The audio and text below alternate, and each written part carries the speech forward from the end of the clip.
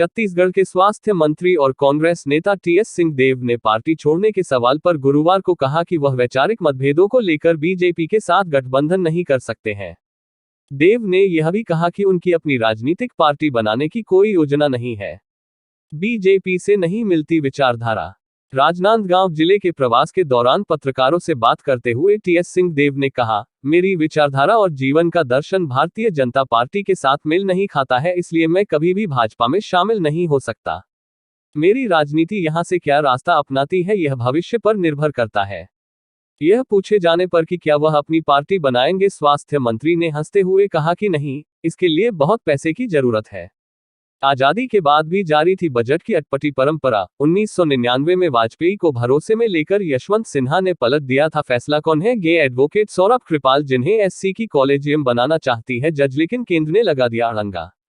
निजाम हैदराबाद, दुनिया के सबसे अमीर शख्स, लेकिन लोगों की फेंकी सिगरेट भी नहीं छोड़ते थे। अफीम पिए बिना नहीं आती थी नींद। क्या बीजेपी में शामिल होंगे टीएस सिंहदेव?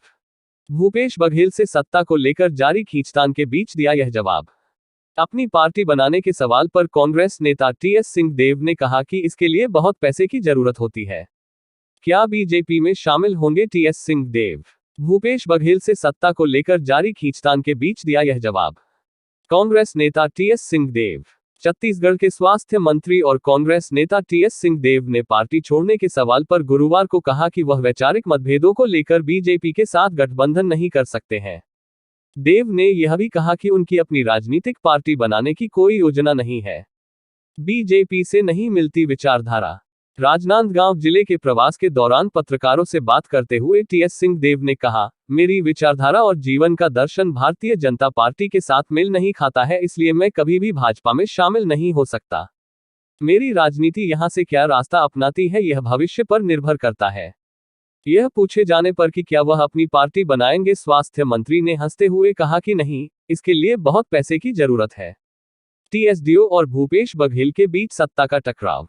2018 में कांग्रेस के सत्ता में आने के बाद से ही टीएस देव का भूपेश बघेल के साथ सत्ता का टकराव चल रहा है। चुनावों में मुख्यमंत्री की दौड़ में दावेदार रहे देव सीएम बघेल के कार्यभार संभालने के बाद खुद को दरकिनार महसूस कर रहे थे। सूत्रों के मुताबिक यह कहा गया था कि कांग्रेस नेतृत्व ने प्रस्तावित किया था कि टीएस देव और भूपेश बघेल के बीच 5 साल का कार्यकाल विभाजित होगा। देव और बघेल दोनों 2.5 साल मुख्यमंत्री पद संभालेंगे। हालांकि कांग्रेस के दोनों वरिष्ठ नेताओं ने इस तरह की व्यवस्था से इनकार करते हुए इसे मीडिया अटकल बताया। वहीं दिसंबर 2022 में टीएस देव ने कहा था कि वह अब आगामी विधानसभा चुनाव नहीं लड़ना चाहते हैं, लेकिन अपने समर्थकों के साथ चर्चा के बाद कोई फैसला लेंगे। इससे पहले जुलाई 2022 में देव ने महत्वपूर्ण पंचायत और ग्रामीण विकास विभागों के प्रभार को यह कहते हुए छोड़ दिया था कि मुख्यमंत्री ने पीएम आवास योजना के तहत धन आवंटित नहीं किया था। वहीं जब स्वास्थ्य मंत्री से ये पूछा गया कि पूर्व मुख्यमंत्री डॉक्टर रमन सिंह आपके राजनीतिक करियर को लेकर काफी चिंतित रहते हैं, इस पर टीएस देव ने कहा कि रमन सिंह बड़े भाई हैं और बड़े भाई को छोटे भाई की चिंता करनी भी चाहिए। छत्तीसगढ़ तक न्यूज।